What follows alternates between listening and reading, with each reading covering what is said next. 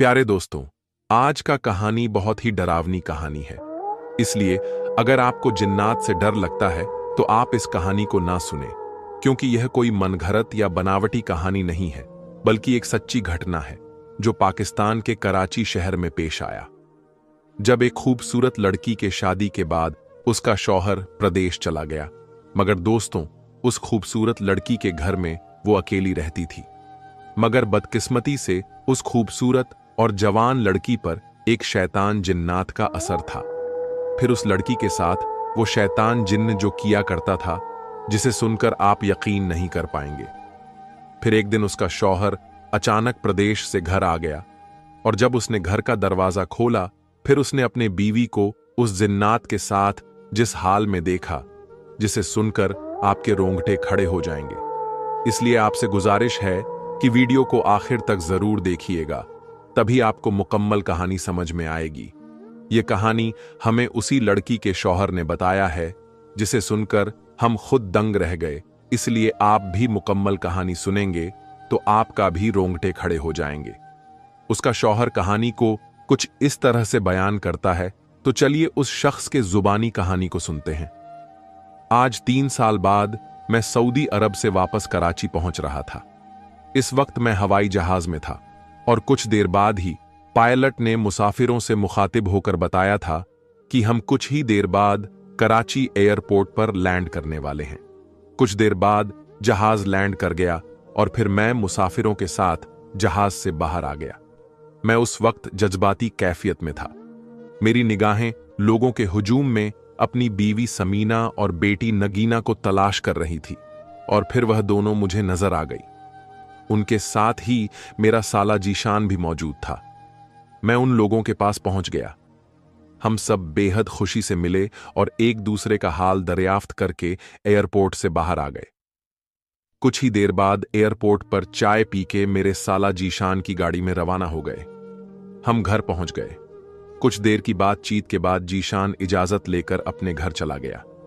नगीना भी जल्द ही सो गई, और फिर मैंने बेताबी के साथ समीना को अपनी बाहों में भर लिया। वह भी बड़ी बेचैन थी। उसने भी मेरे बगैर बड़ा तवील अरसा काटा था, और यूं हम बहुत देर तक अपनी बेचैनी दूर करते रहे, और फिर हम सो गए। कुछ देर सोने के बाद अचानक मेरी आंख खुली तो मैंने समीना को बेड पर से गायब पाया। मैं समझा कि शायद वह बाथरूम गई होगी, लेकिन जब काफी देर तक वापस ना आई तो मुझे बेचैनी हुई। मैं उठकर बैठ गया। मैंने दीवार घड़ी पर नजर डाली। रात के 4:30 बज रहे थे। मैं उठकर बाहर के दरवाजे पर आ गया। उसका दरवाजा बंद था। मैंने हल्की सी दस्तक दी, लेकिन कोई जवाब ना आया, तो मैंने हैंडल पकड़कर घुमाया और दरवाजा खोलकर अंदर देखा। समीना वहां नहीं थी। मैं कमरे के दरवाजे पर पहुंच गया, जिस पर पर्दा लटक रहा था। मैंने पर्दा एक जानिब खिसकाया तो पता चला कि दरवाजा थोड़ा सा खुला हुआ था। मैं कमरे से बाहर आ गया। मैंने इधर उधर नजरें डाली, लेकिन समीना कहीं नजर नहीं आई। मैंने उसे कमरे और ड्राइंग रूम में तलाश किया, लेकिन वह नहीं मिली, तो मेरी बेचैनी और बढ़ गई। अब देखने के लिए स्टोर रूम और किचन रूम रह गया था। मैं स्टोर रूम की तरफ चल पड़ा। वहां भी मुझे समीना नहीं मिली।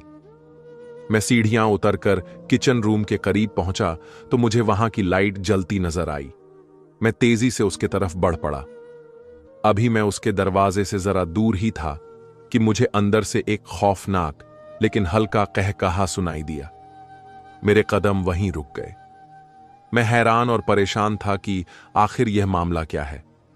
मैं एहतियात से कदम उठाने लगा। मैंने देख लिया था कि किचन रूम का दरवाजा थोड़ा सा खुला हुआ है।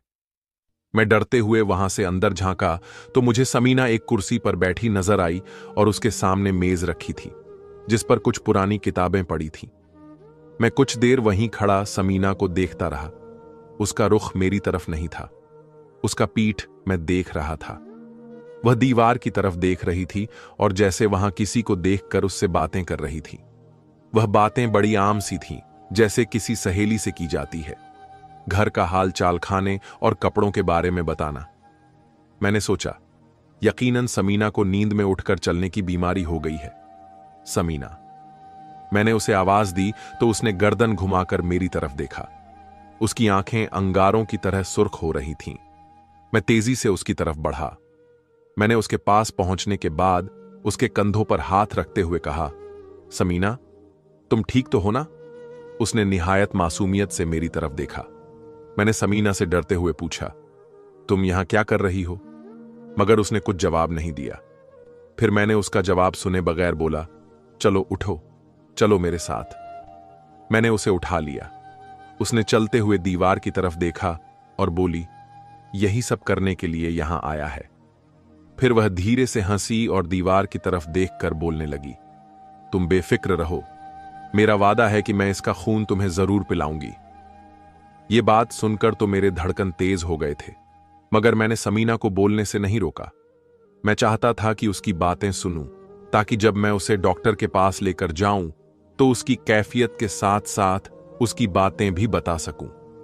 फिर मैं उसे कमरे में लेकर आ गया और प्यार के साथ उसे बिस्तर पर लिटा दिया। मैंने कोशिश की कि ज्यादा आवाज पैदा ना हो, क्योंकि उसी कमरे में बेड पर मेरी बेटी नगीना सो रही थी। मैं नहीं चाहता था कि हमारी बातचीत से उसकी आंख खुल जाए। कुछ देर के बाद मैंने समीना को सुला दिया और खुद बेड पर बैठकर अजीब सोचों में गुम हो गया। मैं समीना की तरफ बहुत फिक्रमंद नजरों से देख रहा था। जब काफी देर में बेड पर बैठा रहा तो मेरी आंखों में फिर से नींद आने लगी, तो मैं लेट गया और फिर जल्दी ही गहरी नींद में चला गया। मैं गहरी नींद में जाने के बाद पता नहीं समीना क्या कर रही थी, मगर मुझे समीना ने जगाया और बोली, अब उठ जाए, दिन का 1 बजने वाला है। मैंने उठते ही उससे पूछा, तुम्हारी तबीयत कैसी है? उसने हैरत से कहा, तबीयत? क्यों? मेरी तबीयत को क्या हुआ है? मैंने कहा, रात में तुम्हारी तबीयत कुछ खराब हो गई थी ना? उसने हैरत से मुझे देखा, बोली, ये आप क्या कह रहे हैं? मुझे तो कुछ भी याद नहीं है। मैं समझ गया कि उसे रात वाली बातें याद नहीं है। मैंने कहा, इसका मतलब है कि मैंने कोई ख्वाब देखा है? वो जल्दी से बोली, कैसा ख्वाब? फिर मैंने समीना से कहा, अरे वो मैंने देखा था कि तुम्हारी तबीयत कुछ खराब हो गई है और तुम जोर जोर से हंस रही हो। फिर मैंने तुम्हें पानी पिलाया। नगीना मेरी बात सुनकर बोली, ओह, ये तो बहुत ही अनोखा ख्वाब है। मैंने धीरे से हंसकर कहा, अनोखा नहीं, परेशान। फिर नगीना ने मुस्कुराते हुए लहजे में कहा, अच्छा, तो आपको ख्वाब में परेशान कर दिया मैंने? चलो छोड़ो, ये ख्वाब की बातें हकीकत की बातों में आ जाए। वो ये हंसकर बोली। फिर मैं उठकर गुस्ल किया, उसने नाश्ता लगाया और मैंने नाश्ता किया, लेकिन मैं थोड़ा उलझा हुआ था। कुछ देर बाद मैं दोस्तों से मिलने का कहकर घर से निकल गया। मैं एक डॉक्टर के पास गया जिसका नाम था डॉक्टर एहतेशाम अली। डॉक्टर काफी उम्र वाले और तजुर्बेकार थे। मैंने उन्हें समीना की सारी कैफियत बता दी। डॉक्टर बोले, मैं मरीज को देखना चाहूंगा। मैंने डॉक्टर से कहा, मैं उसे यहां नहीं ला सकता। दरअसल मैं नहीं चाहता कि उसे किसी किस्म का भी शक हो कि वह जहनी बीमार है, इसीलिए आपको मेरे घर चलना होगा। वैसे आप बेफिक्र रहें, आपकी जो भी फीस होगी वो अदा कर दूंगा। उन्होंने जरा सोचकर कहा, ठीक है, तो फिर मैं आज रात में आपके साथ चलूंगा। मैंने पूछा, कितने बजे? डॉक्टर बोला, 8 बजे तक आ जाएंगे। मैं बोला, डॉक्टर साहब, आप ऐसा करें कि आज रात का डिनर आप हमारे ही साथ करें। मैं अपनी बीवी को बता दूंगा कि आप मेरे दोस्त हैं। ठीक है, यह मुनासिब रहेगा। उन्होंने मेरी बात से इत्तेफाक किया। मैं उनसे इजाजत लेकर घर की तरफ रवाना हो गया। वैसे तो मेरे कई दोस्त थे, लेकिन इस वक्त मेरा दिल किसी से मिलने को नहीं चाह रहा था, क्योंकि मैं में ही उलझा हुआ था और जल्द से जल्द वापस उसके पास पहुंच जाना चाहता था। उसकी कैफियत का जायजा ले सकूं और उनके बारे में डॉक्टर एहतेशाम को बता सकूं। मैं वापस घर आ गया। मुझे देखकर समीना ने मुस्कुराकर कहा, अरे, आप इतनी जल्दी आ गए। मैं तो सोच रही थी कि आप शायद दोस्तों में देर तक रहेंगे। मैंने बड़ा बुरा सा मुंह बनाकर कहा, मुझे हैरत है कि यहां के लोगों को क्या हो गया है। उसने सवालिया नजरों से मुझसे पूछा, क्यों? लगता है यहां किसी के पास वक्त ही नहीं है। बस हर कोई जान छुड़ाना चाहता है।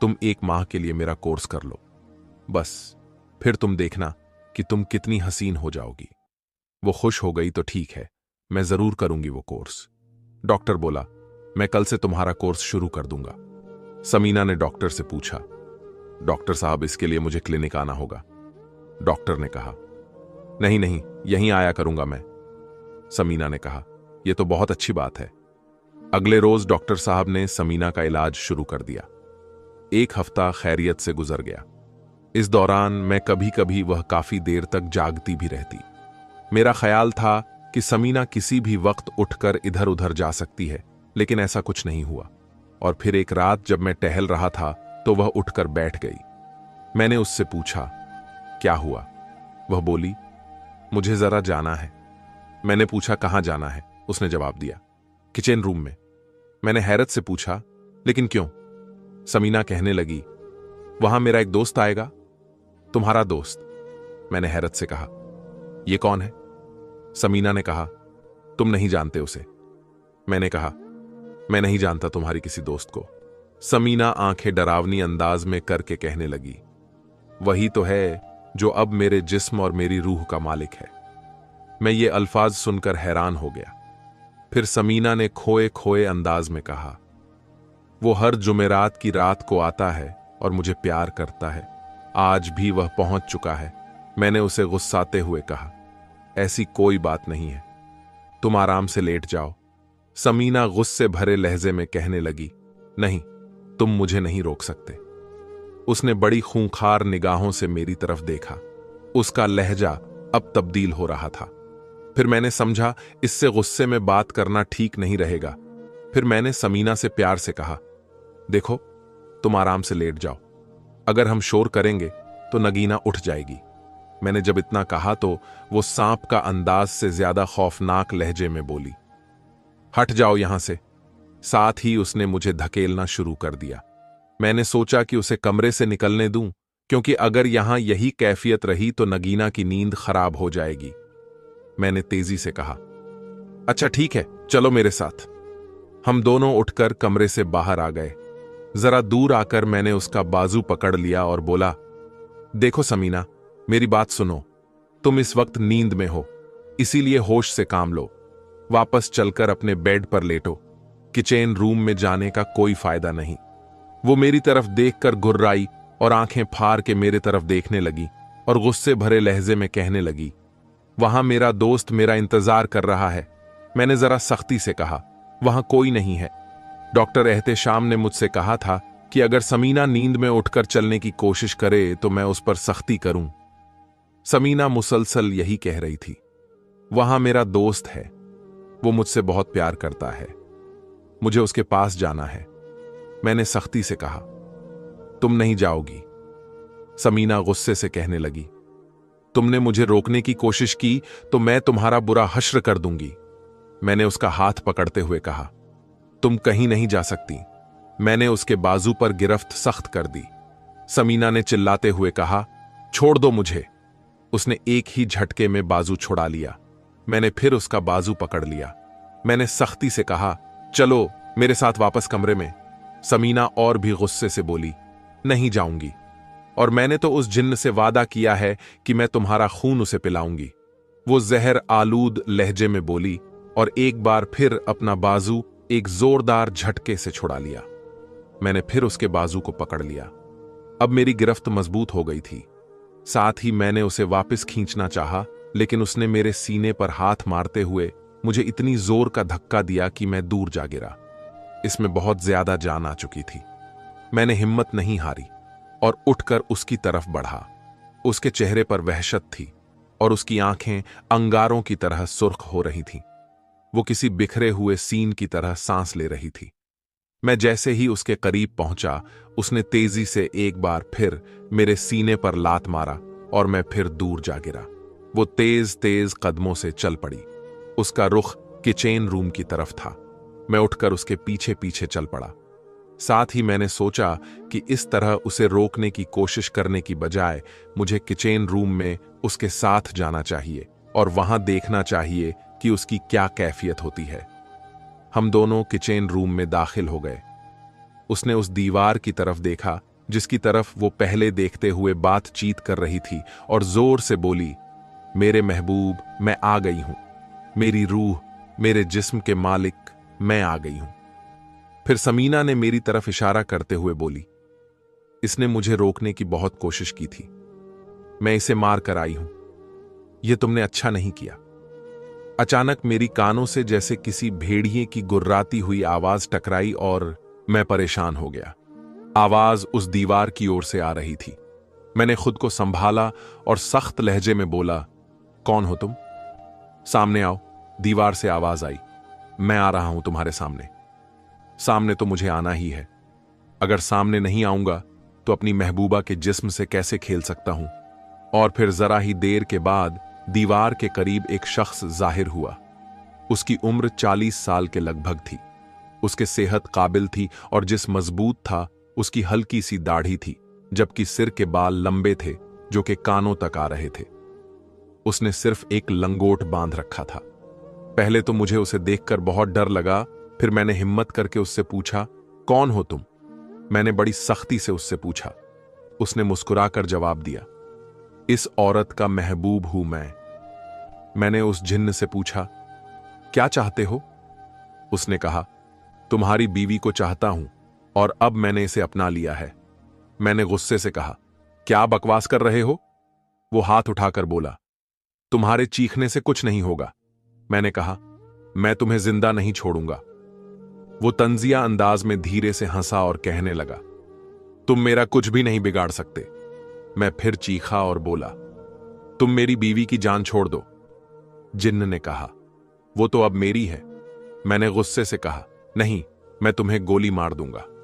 उसने कहा, मैं कोई आम इंसान नहीं हूं, कोई गोली मुझ तक नहीं पहुंच सकती। वैसे तुम चाहो तो अपनी हसरत पूरी कर सकते हो।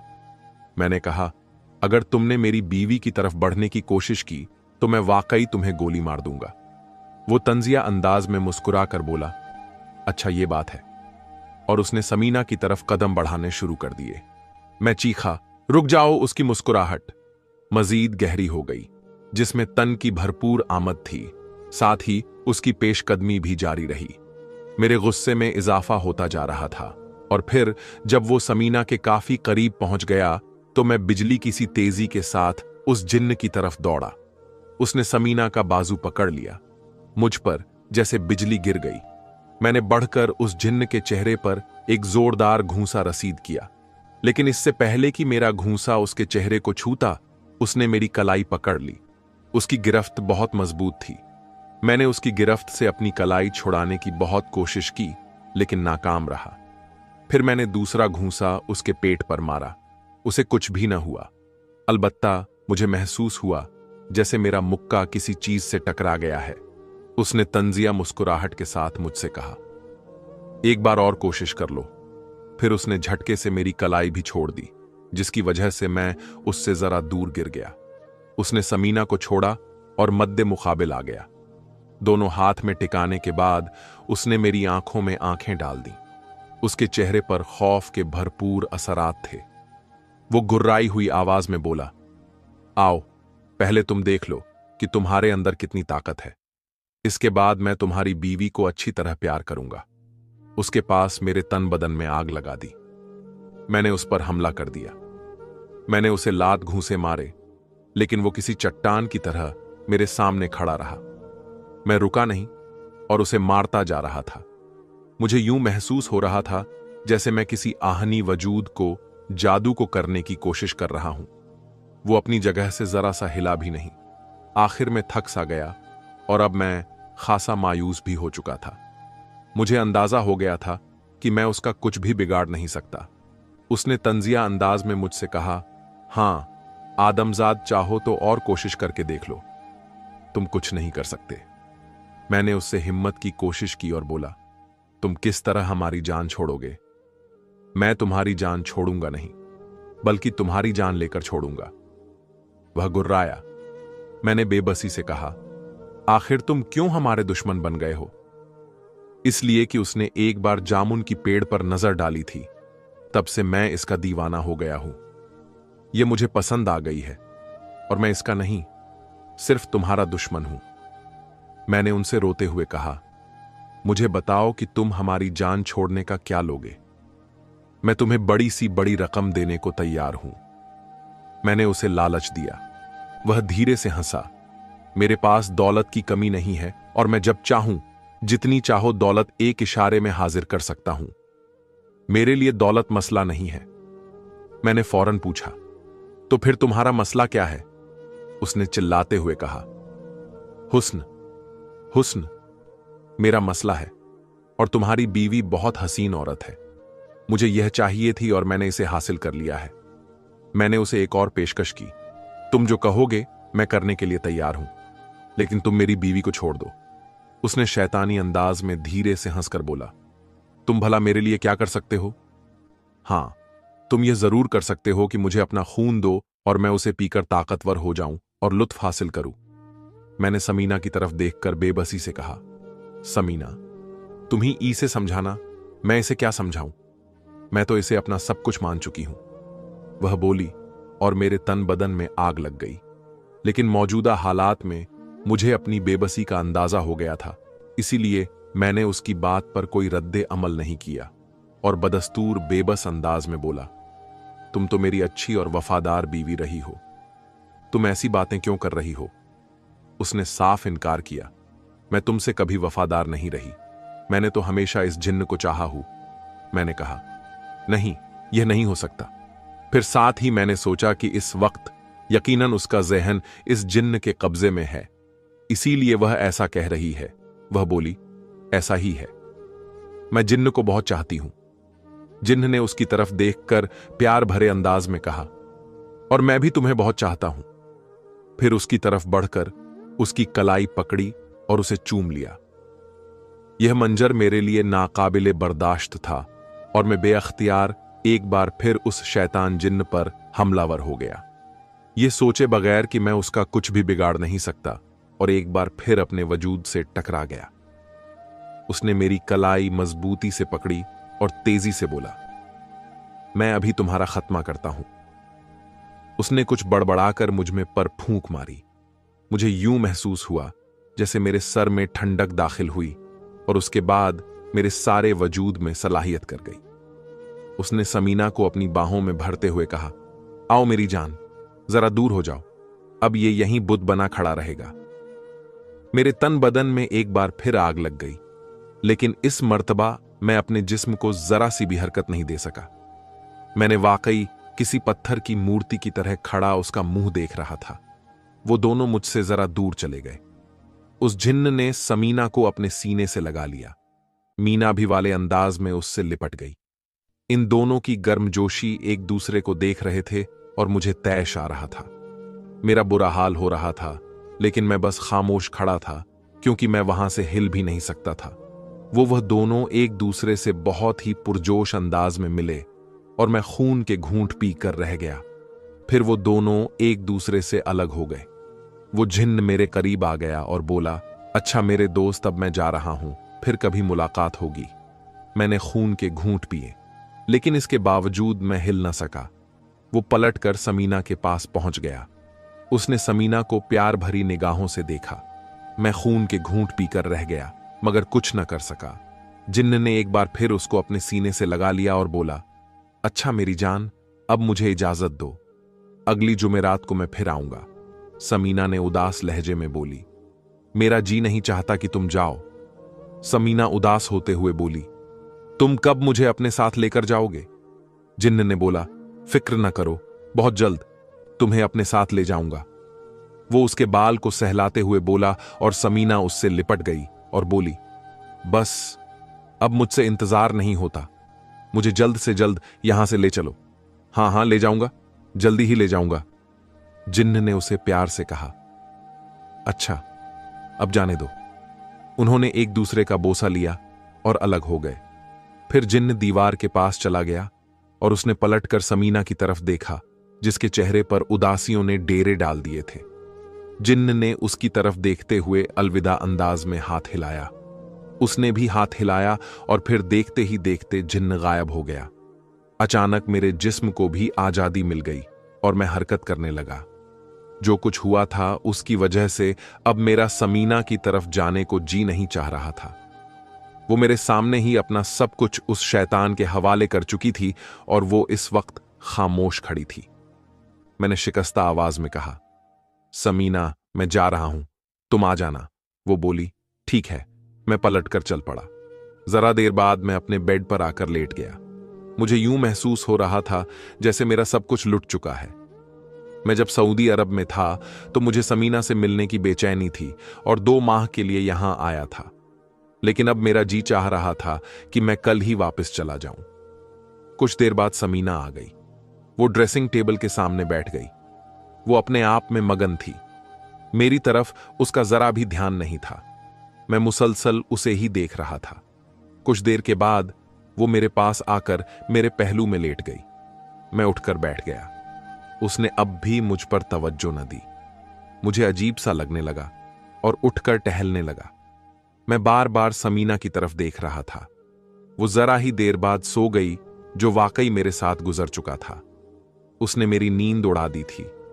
मर्द की फितरत होती है कि वो अपनी बीवी को सिर्फ और सिर्फ अपना ही देखना चाहता है, और जब वो किसी और के साथ वक्त गुजारे तो शौहर का दिल उसकी तरफ से हट जाता है। इस वक्त मेरी भी ऐसी ही कैफियत थी। मैंने समीना को जिन्न के साथ देख लिया था। जिन्न के हवाले अपना सब कुछ कर चुकी थी, इसलिए अब मेरे दिल में उसके लिए कोई हैसियत नहीं थी। हालांकि मैं यह भी सोच रहा था कि वो बेकसूर हो सकती है, क्योंकि वो जिन्न बहुत बड़ा ताकतवर जिन्न था। उसने मुझ जैसे मजबूत आदमी को बेबस कर दिया, तो मेरे मुकाबले में समीना तो एक नाजुक औरत थी। उस ताकतवर जिन्न ने मेरे जहन को जिस तरह बेबस किया था, यकीनन इसी तरह कोई अमल उसने समीना के साथ भी किया था। तभी वो उसके जाल में फंस चुकी थी। दिन का उजाला फैलने लगा। मैं लेट गया। समीना बेखबर सो रही थी। कुछ देर के बाद मैं नींद के आगोश में चला गया। समीना ने मुझे झंझोड़कर उठाया और बोली, चलो अब उठ जाएं, दिन के 2 बज रहे हैं। मैंने उसकी तरफ देखा। उसके लहजे और तासीर में वही मोहब्बत थी जो पहले होती थी। पहले मैं अक्सर उठकर उसका बोसा लिया करता था, लेकिन आज मेरा दिल ऐसा करने को नहीं चाह रहा था। मैं उठकर नहाने चला गया और फिर नाश्ता किया। मैं सोच रहा था कि समीना के मसले पर क्या करूं। अब वह बतौर बीवी तो मेरे लिए अहम नहीं थी, लेकिन बहरहाल इंसानी हमदर्दी की बुनियाद पर मैं उसके लिए बेहतरी की कोई सूरत निकालना चाहता था। डॉक्टर एहतेशाम अब मुझे फजूल मालूम हो रहे थे, क्योंकि वह मेरे नवजात थे और जो कुछ मैं रात में देख चुका था उसका ताल्लुक नवजात से नहीं था। वह तो जिन्नात और जादू की बातें थीं।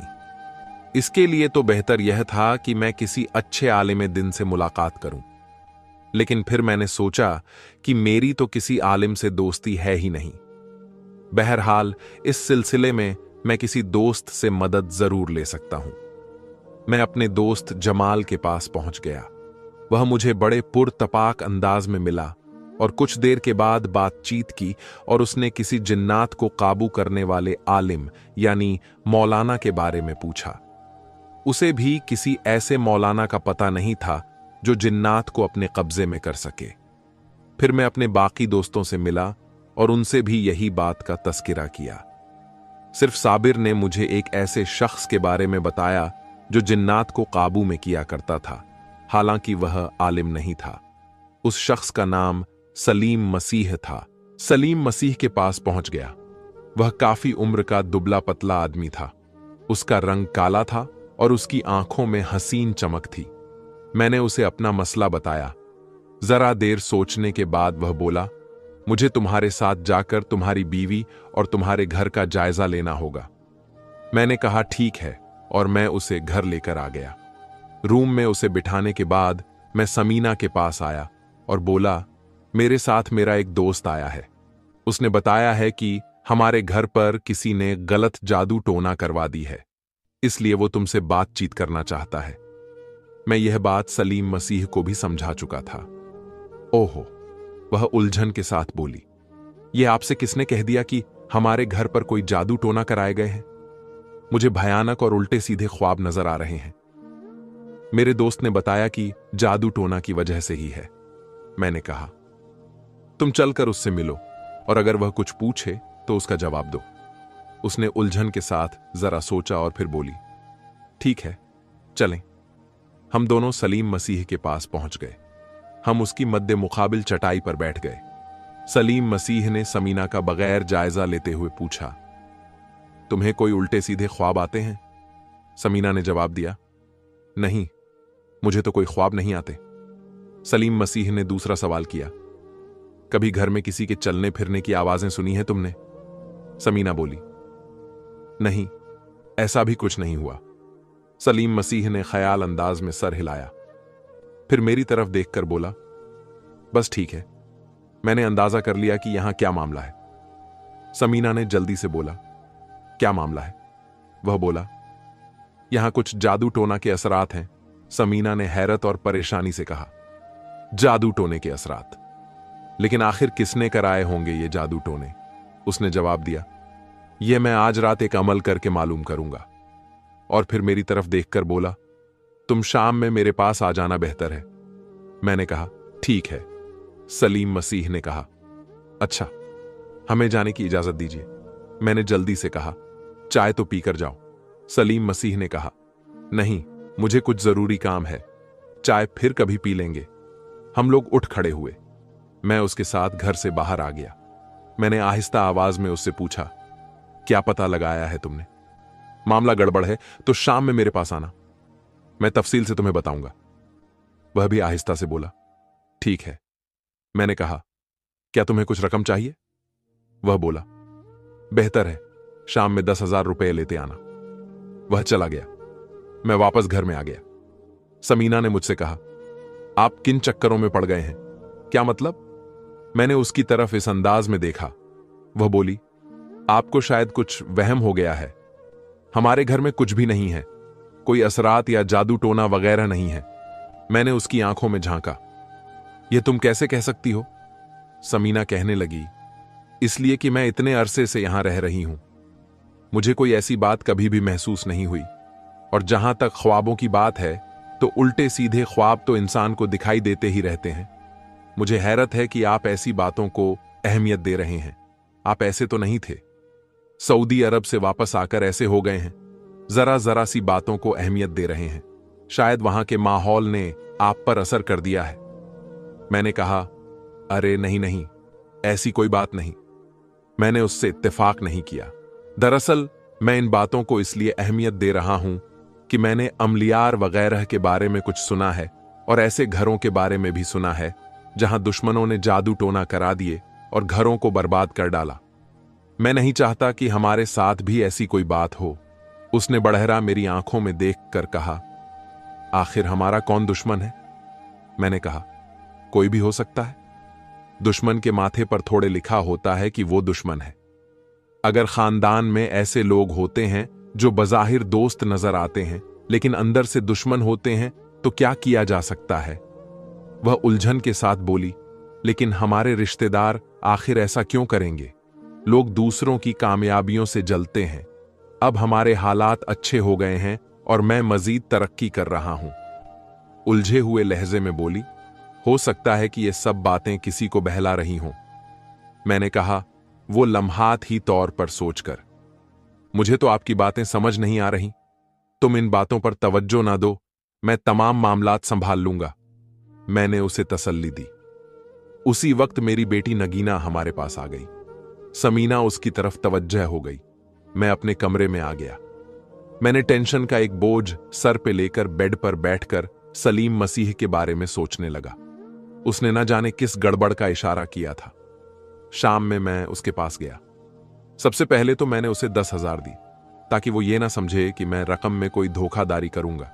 उसके बाद मैंने उसे पूछा, हां, अब बताओ, हमारा क्या मामला है? मामला बहुत गड़बड़ है, मैंने कहा। लेकिन मामला है क्या? उसने कहा। हौसले से सुनना होगा, मैंने जल्दी कहा। हां हां, मुझ में बहुत हौसला है। सलीम मसीह ने नजरें नीचे करके कहा, शायद तुम्हारी बीवी बच ना सके। मैंने उनके मुंह से ये अल्फाज सुनकर एकदम चौंक गया और एक पल में जैसे मैं सदमे में चला गया। सलीम मसीह ने कहा, हां, क्योंकि उस ताकतवर जिन्न ने उसे पूरी तरह काबू कर लिया है। लेकिन आखिर यह जिन्न है कौन, और इसने कैसे मेरी बीवी को काबू कर लिया? सलीम मसीह ने कहा, वह एक बहुत बड़ा और काफिर जिन्न है। औरत उसकी कमजोरी है। वह दूसरों की आंखों से ओझल हो जाने का इल्म जानता है। उसका पसंदीदा मस्खरा दूसरों की नजरों से गायब रहकर मुख्तलिफ घरों में चक्कर लगाना है। वहां औरतों को देखता है, और जब औरतें कपड़े बदल रही होती हैं या नहा रही होती हैं या कभी किसी भी वजह से बरहना होती हैं, तो यह उन्हें देखता है और खूब लुत्फ होता है। और जो औरत उसे पसंद आ जाए, उसके जहन को काबू में कर लेता है और उसे अपने इशारों पर चलाता है। एक बार इसी तरह तुम्हारी बीवी नहाने के लिए गुसल खाने में गई तो उसने उसे देखा। तुम्हारी बीवी का अंदाज उसे बहुत पसंद आया और वह उस पर आशिक हो गया। और एक बार तुम्हारी बीवी नंगे सर बाल खोलकर कहीं जा रही थी और वो जिन्न ने उसे देखा था। बस वहीं से उसने तुम्हारी बीवी के जहन को अपने काबू में कर लिया। उसे अपने इशारों पर नाचाने लगा। क्योंकि ये सब मुझे इस वजह से पता चला है, मैंने उस जिन्न से बात की थी और उससे कहा था कि वह तुम्हारी बीवी की जान छोड़ दे और इसके बदले में वह जो चाहता है हम करेंगे। लेकिन उसने कहा कि उस औरत का आशिक है और किसी सूरत उसे नहीं छोड़ सकता। अगर हम उससे अलग करने की उसे कोशिश करेंगे तो वह उसे मार डालेगा। उसने सारी तफसील बताई। मैंने कहा, तब तो यह बहुत खतरनाक बात है। मेरी बात सुनकर सलीम मसीह कहने लगा, मैं भी परेशान हूं। मैंने आंखों में आंसू लिए उससे पूछा, तो अब आप किस तरह से समीना की जान उससे छुड़ाई जा सकती है? देखो, अभी मैंने तुम्हें पूरी बात नहीं कही।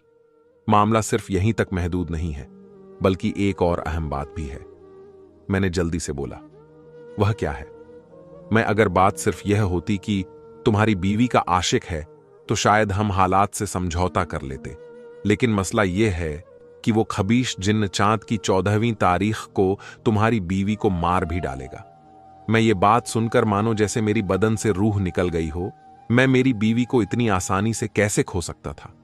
सलीम मसीह मेरी हालत देखकर मेरे माथे पर हाथ फेरा और कहा, उस खाबिश जिन्न का यही इरादा है। मैंने कहा, वो जिन्न उसे मारना क्यों चाहता है? सलीम मसीह ने कहा, इसलिए कि उसकी रूह को अपने कब्जे में करना चाहता है। दरअसल यह सब किसी औरत को मुकम्मल तौर पर अपने कब्जे में करने के लिए होता है। जिस तरह जिस्म से जिस्म का मिलाप होता है, इसी तरह खास अमल करके एक रूह से रूह का मिलाप किया जाए तो इस तरह रूह भी जिंदा रहती है।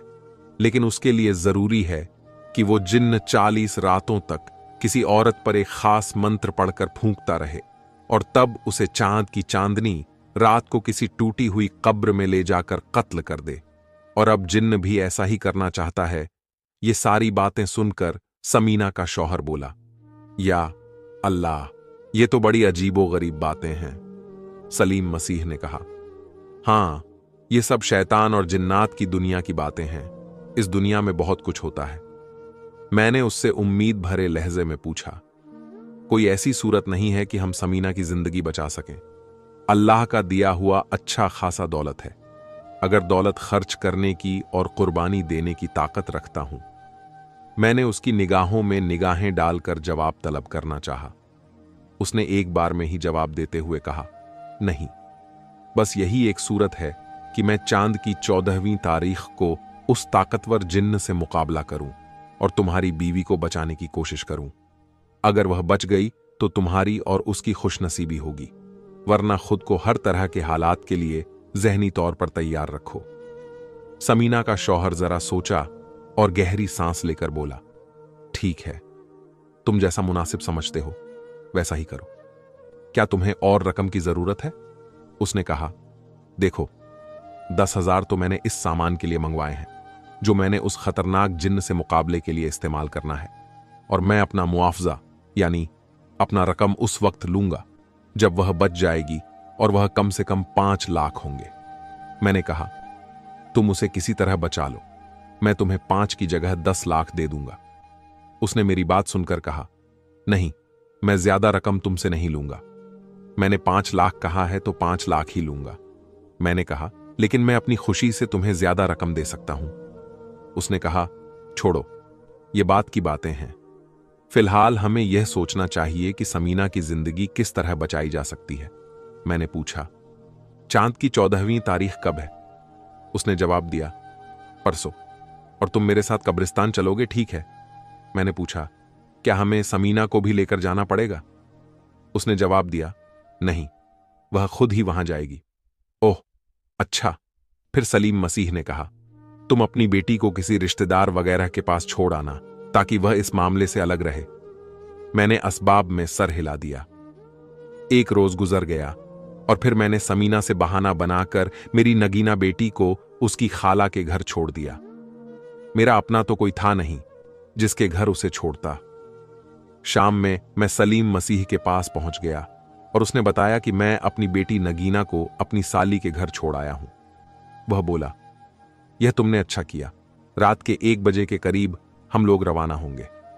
मैंने बेचैनी से कहा, ठीक है।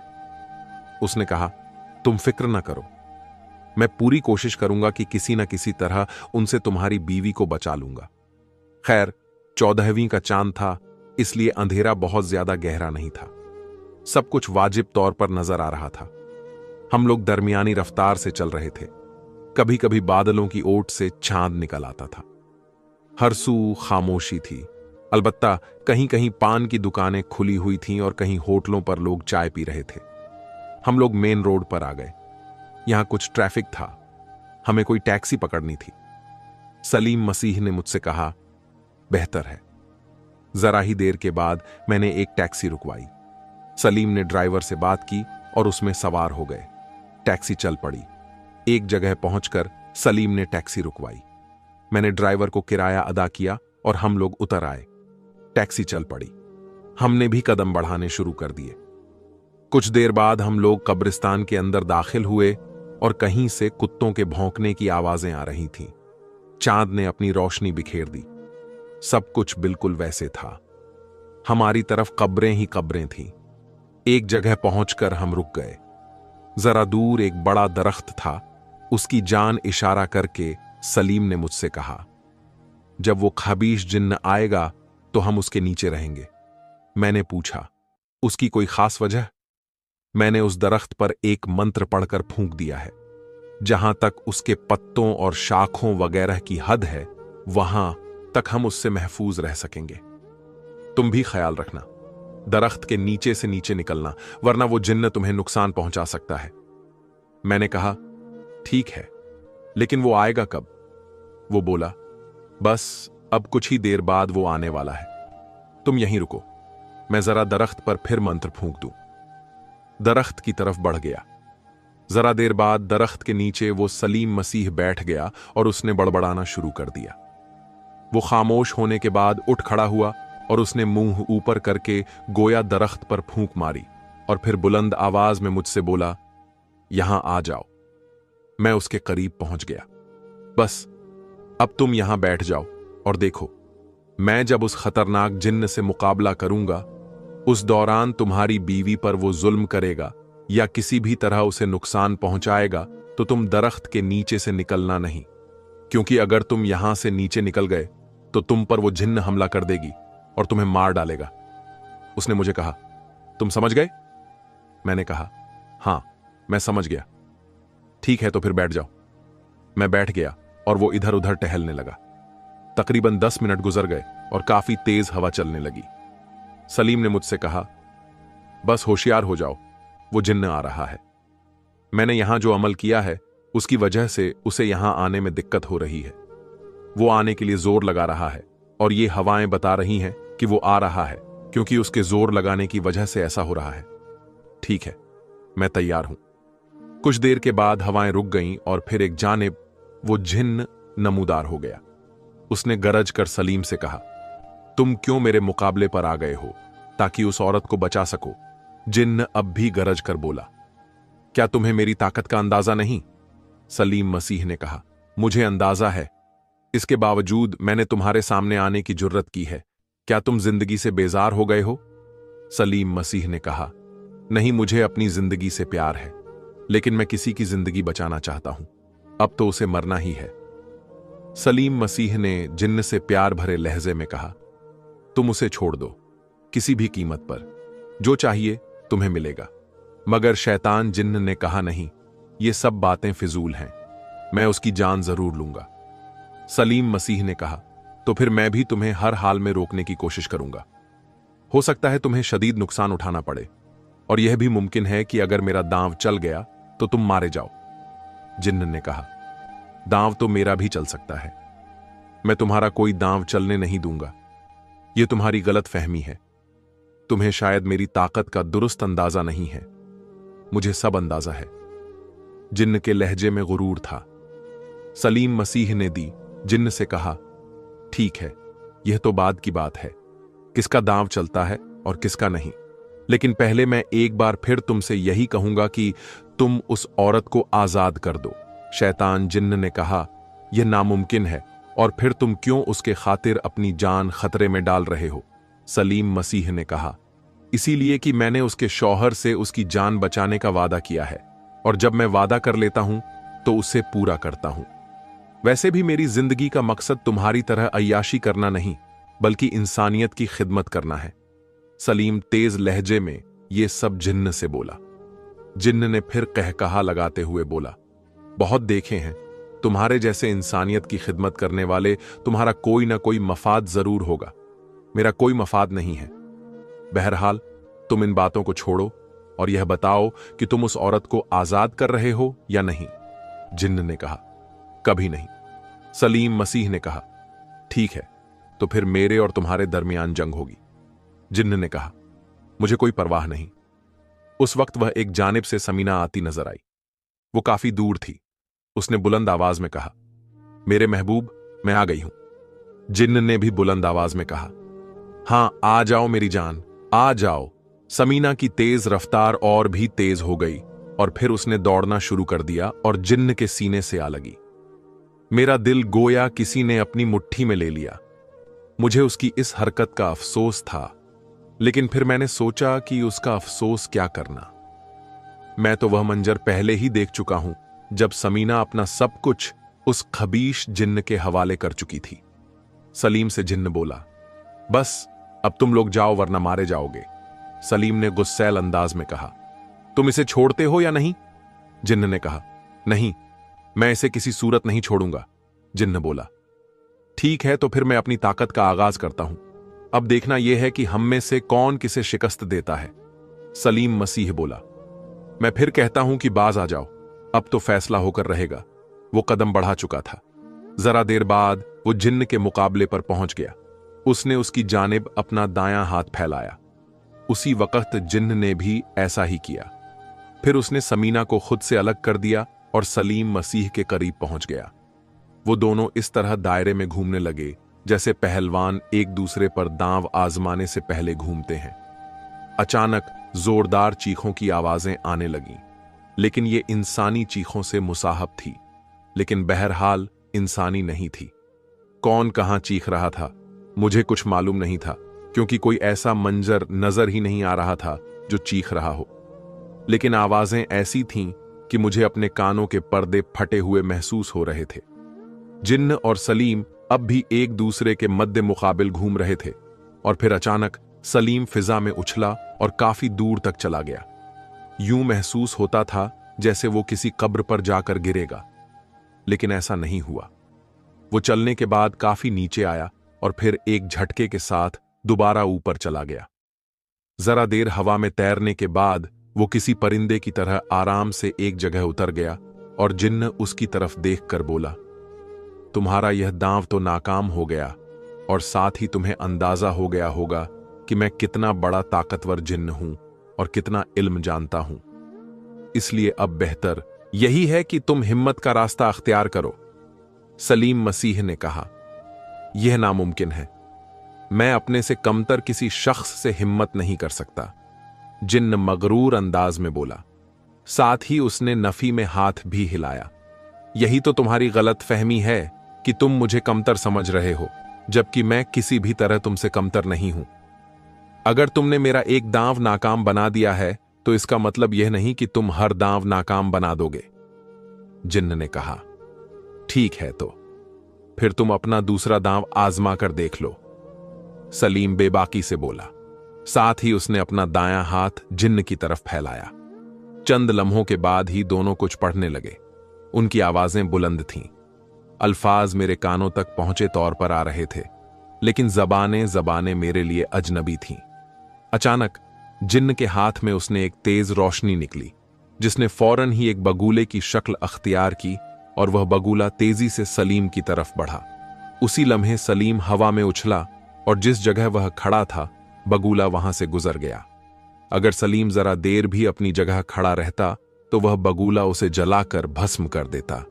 वह एक बार फिर फिजा में तैरने के बाद जिन्न दास के सामने उतर आया और बोला, लो, तुम्हारा यह दूसरा दांव भी नाकाम हो गया। कोई बात नहीं, जिन्न बेपरवाही से बोला, किसी न किसी दांव में तो फंस ही जाओगे ना। सलीम बोला, तुम सारे दांव आजमा कर देख लो। उन्होंने एक बार फिर कुछ पढ़ना शुरू कर दिया। इस दौरान सलीम ने अपना दायां हाथ जिन्न की तरफ फैला दिया।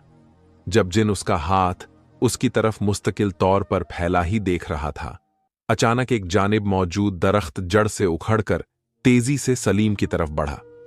उस वक्त सलीम भी हवा में बुलंद हो गया और तेजी से एक जानिब उड़ने लगा। दरख्त उसके ताक में था। कुछ ही देर बाद दरख्त ने जिन्न की तरफ बढ़ना शुरू कर दिया। जिन्न तेजी के साथ जमीन पर लेट गया और दरख्त उसके ऊपर से गुजर गया। जिन्न फुर्ती से उठ खड़ा हुआ। उसी वक्त दरख्त वापस उसकी तरफ बढ़ा। जिन्न भी सलीम की तरह हवा में तैरने लगा। अब दरख्त उसके ताक में था। इसी वक्त सलीम एक जगह जमीन पर उतरा। कुछ देर बाद जिन्न हवा में उड़ता रहा और दरख्त उसके पीछे पीछे रहा। फिर दरख्त वापस अपनी जगह जाने के बाद जमीन में पैवस्त हो गया और जिन्न सलीम के मध्य मुकाबिल जमीन पर उतर आया। सलीम ने उससे कहा, तुम अपने ही दांव से बच गए। यह मामूली बात थी। जिन्न का लहजा अब भी मगरूर था। उन दोनों ने एक बार फिर एक दूसरे की तरफ अपने हाथ फैलाए। फिर वह सांप का अंदाज में पहलवानों की तरह दायरे में घूमने लगे। अचानक जिन्न फिजा में बुलंद हुआ और बड़ी जोर से जमीन पर गिरा, जिसकी वजह से उसकी अच्छी खासी आवाज पैदा हुई। उस वक्त सलीम ने कहा, क्या अब कुछ गलतफहमी दूर हो गई? आखिर मेरा दांव चल गया और तुम अब नाकाम हो रहे हो। अब मैं तुम्हें नहीं छोड़ूंगा। जिन्न ने उठते हुए गुर्राने वाले अंदाज में कहा। वह उठ खड़ा हुआ। जिन्न ने कहा, तुमने मुझे गिराकर अपनी मौत को दावत दी है। ज्यादा धमकियां देने की जरूरत नहीं। तुम अगर कुछ कर सकते हो तो करके दिखाओ। सलीम ने उसे झिड़का। ठीक है, वह बोला और उसने अपना दायां हाथ उसकी तरफ फैला दिया। वह दोनों एक बार फिर दायरे की सूरत में घूमने लगे।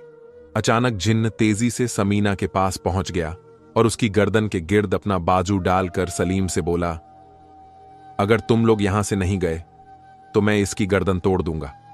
नहीं, तुम यह नहीं कर सकते। सलीम बोला, यह तो तुम बुजदिलों वाली हरकत कर रहे हो। हां, मैं बुजदिल ही सही, लेकिन तुम लोग यहां से चले जाओ। मैंने चीख कर कहा। कुछ करो सलीम, हौसला रखो, मैं कुछ करता हूं। उसने मुझे तसल्ली दी और हां, दरख्त के नीचे से नहीं निकलना, लेकिन तुम कुछ करो ना। हां हां कर रहा हूं, उसने कहा। फिर वो जिन्न से मुखातिब हुआ, देखो, अगर तुम में जरा सी भी गैरत है तो इसे छोड़ दो। जिन्न ने कहा, नहीं, मैं इसे नहीं छोड़ूंगा। तुम लोग अगर यहां से नहीं गए तो मैं इसकी गर्दन तोड़ दूंगा। सलीम ने कहा, अच्छा ठीक है, हम लोग चले जाते हैं, लेकिन तुम इसे मारोगे नहीं। जिन्न बोला, तुम लोग अगर चले जाओगे तो मैं इसे नहीं मारूंगा। सलीम ने मुझसे कहा, चलो अब हम यहां से चलते हैं। नहीं, समीना की जिंदगी खतरे में है, उसे किसी तरह बचाओ। मैं जो कुछ कर सकता था वह करके देख लिया, अब मैं मजीद कुछ नहीं कर सकता। उसने इकरार किया उससे। मैंने जज्बाती होकर कहा, उसे छोड़ दो वरना मैं तेरा बुरा हश्र कर दूंगा। वह हंसकर बोला, तुझसे लाया था, वह मेरा कुछ नहीं बिगाड़ सका, तो तू क्या कर लेगा? मुझे एहसास हुआ कि मैंने जज्बात में अपनी बिसात से ज्यादा बात कर दी। मैं खून का घूंट पीकर रह गया और मस्त अंदाज में उससे बोला, देखो, तुम इसे छोड़ दो। इसके बदले में तुम जो कहोगे वह मैं तुम्हें दूंगा। जो तुम चाहोगे मैं करूंगा। मुझे तुमसे कुछ नहीं चाहिए। जिन्न बोला, बस अगर तुम लोग इसकी जिंदगी चाहते हो तो यहां से फौरन चले जाओ। देखो, इस तरह किसी पर जुल्म ना करो। मैंने हल्के अंदाज में कहा, जाते हो या तोड़ूं इसकी गर्दन? सलीम ने मुझसे कहा। उसने धमकी दी, चलो अब दरख्त के नीचे से मेरे पास आ जाओ। हम यहां से चलते हैं। मैं बेबसी से गहरा सांस लेकर चल पड़ा और फिर उसके पास पहुंच गया। वो जिन्न हमसे जरा दूर था। मैंने आहिस्ता आवाज में सलीम से कहा, आखिर तुम यहां से जाना क्यों चाहते हो? तुम इसका मुकाबला करने का कह रहे थे। फिलहाल यहां से चलो, वरना यह वाकई तुम्हारी बीवी को मार डालेगा।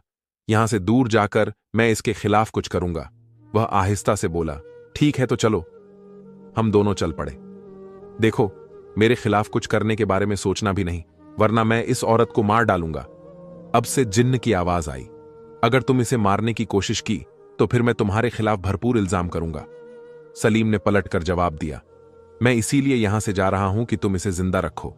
जिन्न बोला, अच्छा ठीक है, तुम लोग जाओ, मैं इसे मारूंगा नहीं। हम दोनों कब्रिस्तान से बाहर आकर रुक गए। मैंने सलीम से पूछा, अब तुम उसके खिलाफ क्या करोगे? मैं यही सोच रहा हूं कि क्या करूं। हालत बहुत नाजुक हो गए हैं। मेरी जरा सी गलती तुम्हारी बीवी को मौत के मुंह में ले जा सकती है, और अगर मैं कुछ न करूं तो तब भी जिन्न उसे मार ही डालेगा। वह बोला, मैं तो उलझ कर रह गया हूं, कुछ तो करो। मैं नहीं चाहता कि मेरी बीवी मरी जाए। मैं जिन्न के साथ इस हालत में देखा है। उसके बाद से मेरे दिल में उसके लिए कोई खास लगाव नहीं।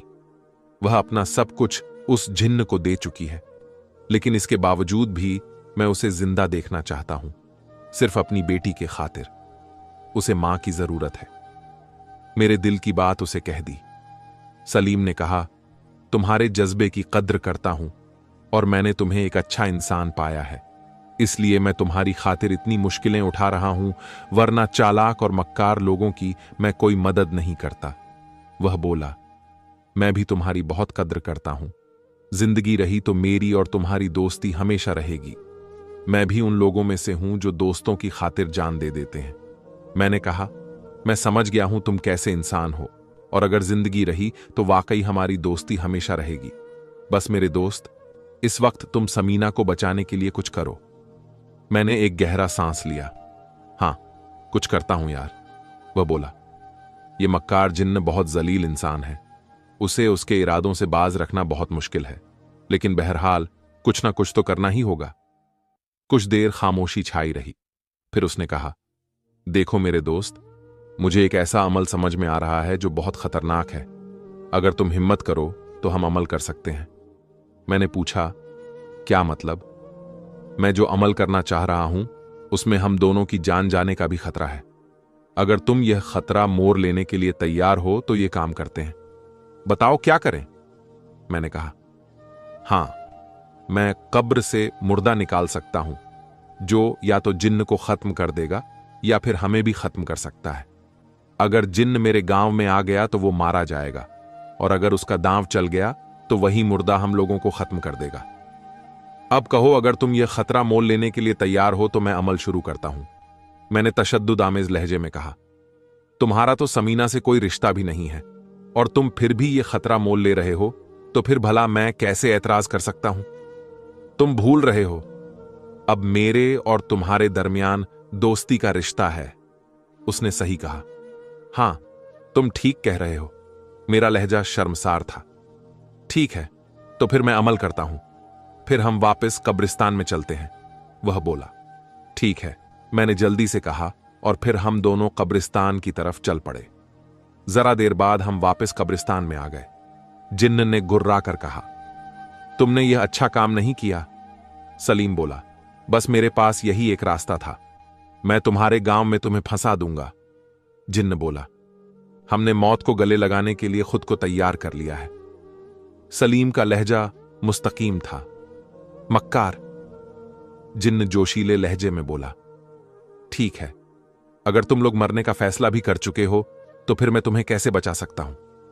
सलीम इत्मीनान से बोला, यह मत भूलो कि तुम भी मर सकते हो। उसी वक्त एक कब्र में से मुर्दा बाहर निकल आया। आम लोगों के लिए यह मंजर दिल दहला देने वाला हो सकता था, लेकिन मैं मुतमिन था, इसलिए कि अव्वल तो मैं बहुत बहादुर था, और दूसरा, मैं किसी मुर्दे को देखने के लिए जहनी तौर पर तैयार था। मक्कार जिन्न बुलंद आवाज में कुछ बोल रहा था। वो मेरे लिए अजनबी जुबान थी। मुर्दे ने हमारी तरफ आना शुरू कर दिया। मैंने बख्तियार सलीम से कहा, यह तो हमारी तरफ आ रहा है। वह बोला, हां, हो सकता है ये हमें मार डाले। मैंने पूछा, क्या हम भागे? नहीं, भागने का कोई फायदा नहीं होगा। ये मैं ज्यादा दूर तक भागने का मौका नहीं देगा। चाहे हम कितनी ही तेज क्यों ना भाग लें। तो क्या हम खड़े रहे? हां, बस अब कुछ ही देर में हमारी जिंदगी और मौत का फैसला हो जाएगा। मैं बेबसी से गहरा सांस ले रहा था। मुर्दा अजीबोगरीब आवाजें निकालता हमारी तरफ आ रहा था। मुझे नहीं मालूम था कि अब हमारा क्या अंजाम होगा। जरा देर बाद मुर्दा हमारे बिल्कुल करीब आ गया और उसने उछलकर सलीम की गर्दन दबोच ली। फिर उसने सलीम को हवा में बुलंद करके जमीन पर पटक दिया। सलीम की एक फलक चीख निकल गई और वह बेहिस हरकत हो गया। वह मर चुका था और अब मेरी बारी थी। उसने खुद को मौत के हवाले करने के लिए तैयार कर लिया। मुर्दे ने मेरी तरफ देखा और जोर से गुर्राया और मेरे दिल की धड़कनें बेतरतीब हो गईं। बस अब मेरे और मौत के दरमियान थोड़ा सा ही फासला रह गया था। लेकिन फिर मैंने एक नाकाबिले यकीन मंजर देखा। मुर्दा पलट कर चल पड़ा। उसका रुख उस मक्कार जिन्न की तरफ था। मैं हैरान था कि आखिर ऐसा कैसे हो गया। फिर मैंने सोचा कि शायद किसी वजह से मुर्दा उस तरफ जा रहा हो और वापस मेरी तरफ आए, लेकिन वह चला ही गया। उस दौरान मक्कार जिन्न कुछ पढ़ रहा था। जरा देर बाद मुर्दा उसके करीब पहुंच गया। खबिश जिन्न ने एक जानिब दौड़ना शुरू कर दिया, लेकिन मुर्दा हवा में किसी परिंदे की तरह तैरता हुआ उसके पास पहुंच गया और उसने उस खबीश जिन्न की गर्दन दबोच ली और मक्कार जिन्न भी हवा में था। वो बुरी तरह चिल्ला रहा था, हाथ पैर मार रहा था, अपने आप को मुर्दे की गिरफ्त से आजाद कराने की पूरी कोशिश कर रहा था। कुछ देर बाद मुर्दे ने उसे छोड़ दिया। वह जोरदार आवाज के साथ कब्र पर गिर गया। मेरा ख्याल था कि वह फौरन उठ खड़ा होगा, लेकिन वह बेहरकत पड़ा रहा। अचानक सलीम ने जरा सी जुम्बिश की। वह कराहा। उसे जिंदा देखकर मेरी खुशी की इंतहा न रही। मैं फौरन उसके पास बैठ गया और बोला, सलीम, सलीम, तुम खैरियत से हो ना? उसने तकलीफ से भरपूर आवाज में कहा, हां, और फिर वह उठकर बैठ गया। उसने गहरी गहरी सांस ली और फिर बोला, वो जिन्न कहां है? मैंने इशारा करते हुए जवाब दिया, वह कब्र में पड़ा है। उसके साथ क्या हुआ? उसने पूछा। मैंने उसे सारा वाकया बता दिया। उसने गहरा सांस लिया। शुक्र है वह मर गया और हम बच गए। मैंने फौरन पूछा, यह सब कैसे हुआ? जब मुर्दे ने मुझे पकड़ा तो उस वक्त मैंने एक मंत्र पढ़ा। बस यह हमारी खुशकिस्मती रही कि वह मंत्र काम कर गया। दरअसल वह मंत्र सिर्फ उस सूरत में काम कर सकता था जब मुर्दा ये कबूल कर लेता कि हमारे बजाय एक काले बकरे की जान लेना पसंद करेगा। अगर वह पसंद ना करता तो हम दोनों को मार डालता, लेकिन उसने मेरी बात पसंद कर ली। उसी वक्त मुझे छोड़ दिया और वो जिन्न की तरफ मुखातिब हो गया। मैं बेहोश हो गया था, इसलिए मुझे पता नहीं चला कि क्या हुआ। बहरहाल अब फिक्रमंद होने की जरूरत नहीं। चलो अब मुर्दे के पास चलते हैं। मैं उसे वापस कब्र में जाने के लिए कहूंगा। अब तुम ठीक हो ना? मैंने फौरन पूछा। हां, अब मैं बिल्कुल ठीक हूं, उसने जवाब दिया और हम दोनों उठ खड़े हुए। जरा देर बाद हम मुर्दे के पास पहुंच गए। वो गुर्रा रहा था, तुम वापस कब्र में चले जाओ। मैंने तुमसे जो वादा किया है वो मैं कल तक पूरा कर दूंगा। सलीम ने उससे कहा तो वो चल पड़ा। जरा देर के बाद वो उसकी कब्र में चला गया जिससे निकला था, और सलीम ने कुछ बड़बड़ाकर बाजू कब्र की जानिब फैला दिया जो कब्र से बाहर निकली थी। वो वापस कब्र में जाने लगी और फिर वो कब्र मुकम्मल हो गई। कब्र की मिट्टी मेरे ताबे रूह ने डाली है जिसे तुम नहीं देख सकते। हम दोनों समीना के पास पहुंच गए। ना जाने किस वक्त जमीन पर गिर चुकी थी। मैंने फौरन उसकी आंखों को देखा। वो जिंदा थी। मैंने उसे कांधे पर उठा लिया। काफी चलने के बाद हम लोग घर पहुंच गए। मैंने समीना पर पानी छिड़का। वो होश में आ गई और खोए खोए लहजे में बोली, वो सब क्या था? क्या मैंने कोई ख्वाब देखा था? नहीं, वो ख्वाब नहीं था तो मैं आमिर के असर में आ गई थी। सलीम ने उसे बताया। फिर उसने उसे बता दिया था कि किस तरह एक खबीश जिन्न ने उसे काबू किया था और उसकी जान लेना चाहता था। उसने उसे यह नहीं बताया कि मक्कार जिन्न ने उसकी इज्जत से भी खेला है। उसने खुदा का शुक्र अदा किया। सलीम ने हमें बताया कि अब हमें फिक्रमंद होने की बिल्कुल कोई जरूरत नहीं है। फिर वह चला गया। वह वाकयात गुजरे। आज 5 साल होने को आ रहे हैं। सलीम और मेरी गहरी दोस्ती है। मेरे दिल में अब भी खलिश है कि मेरी बीवी ने किसी मर्द को अपना सब कुछ सौंप दिया, लेकिन मैंने कभी उसे यह बात बताई नहीं, सिर्फ इसीलिए कि मुझे अपनी बच्ची से बहुत प्यार है और मैं उसकी खुशियों के खातिर बड़ी से बड़ी कुर्बानी दे सकता हूं। फिर तब से हम बिना किसी परेशानी के खुशी से रहने लगे। मैं अब अपने नजदीकी शहर कराची में एक कपड़े का फैक्ट्री चलाता हूं और अब मैं हमेशा अपने बीवी के साथ ही रहता हूं। ये थी मेरी जिंदगी का एक अजीब दौर। अल्लाह से दुआ है कि आप सबको भी ऐसी काफिर जिन्हों से महफूज रखे। मगर दोस्तों, हर जिन्नात ऐसे नहीं होते हैं, और यह भी बताना जरूरी है कि जिन्नात में भी मुसलमान और काफिर होते हैं। जो उस शख्स के बीवी के साथ था वो एक काफिर और मक्कार जिन्नात था, वरना मुसलमान जिन्न तो हमें बस फायदा पहुंचता है। दोस्तों, अगर कहानी जरा से भी अच्छी लगी हो तो एक लाइक जरूर कर दीजिएगा, क्योंकि लाइक करने से हमें बहुत खुशी मिलती है। आपके एक लाइक से हमें यह लगता है कि हमारी मेहनत आपको पसंद आई है। और हां दोस्तों, इस वीडियो को और भी लोगों तक शेयर कर दीजिएगा, क्योंकि इस वीडियो को और भी लोग देखेंगे तो सबको ये कहानी सुनने के लिए मिलेगा। और हां, आप हमारी वीडियोस को कहां से देखते हैं हमें कमेंट में अपना शहर और अपना नाम लिखकर जरूर बताइएगा, ताकि हमें भी पता चले कि हमारे वीडियो कौन कहां से देख रहा है। और हां दोस्तों, हमने 4 वीडियो मोबाइल की स्क्रीन पर लगाया है, जो बहुत ही अच्छी वीडियो है। अगर अभी आपके पास टाइम है तो इन वीडियो में से कुछ वीडियो को जरूर देखिएगा। आप सभी के प्यार भरे कमेंट्स का बेहद शुक्रिया। मिलते हैं एक और अगली कहानी में। तब तक के लिए अपने और अपनों का ख्याल रखिएगा। अल्लाह हाफिज।